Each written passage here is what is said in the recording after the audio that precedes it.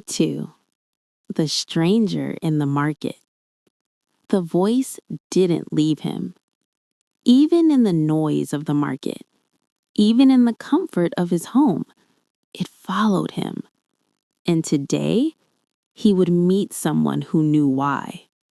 The sun had fully risen over Mecca. The city was alive now. Voices filled the El Aswaq markets, traders shouting prices, camels moving through narrow paths, and the scent of spices and leather thick in the air. But Yusuf heard none of it, not clearly, because in his mind, that voice still echoed, "Read." He stood near his father's stall, staring at nothing. "Yusuf," his father called sharply, "a customer is speaking to you." Yusuf blanked, snapping back. I'm sorry." The man in front of him frowned slightly before walking away. His father sighed. "You've been distracted since yesterday. This is not like you." Yusuf hesitated. Should he tell him? No, he wouldn't understand. "I'm just tired," Yusuf replied quietly. But deep inside, he knew it wasn't tiredness. It was something else, something growing. As the day went on, the market grew louder, but suddenly, everything seemed to slow. Because someone was watching him, a stranger, standing across the souk, wearing a simple cloak, face calm, eyes intense. Yusuf felt a chill. There was something different about this man. Not his clothes, not his posture, but his presence. The stranger stepped closer, slowly, deliberately, until he stood right in front of Yusuf. "You heard it, didn't you?" the man said softly. Yusuf's heart stopped. "What?" he whispered. "The voice," the stranger continued, "in the cave." Yusuf stepped back. "How do you know that?" His voice shook. The man didn't answer immediately.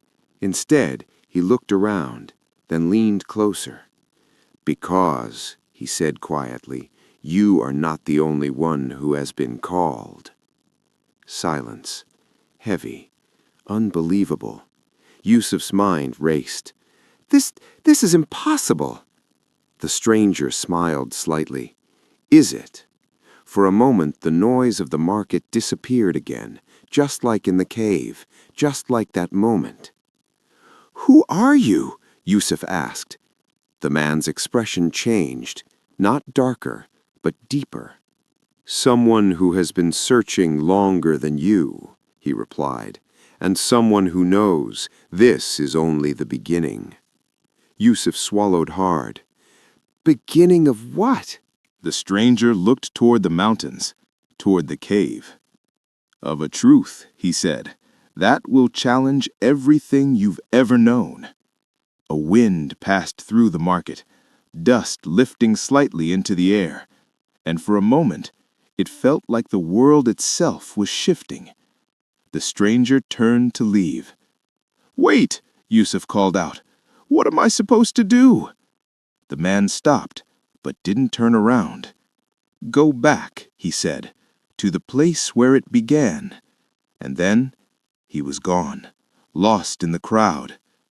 Yusuf stood frozen, heart pounding, mind overwhelmed. Go back? To the cave? After what happened? Fear crept in again, but this time something stronger stood beside it. Curiosity, and maybe destiny. That night he would return, and this time he would not run. He wasn't alone anymore, and the truth was getting closer. But the next time he stepped into that cave, he wouldn't just hear the voice, he would understand it.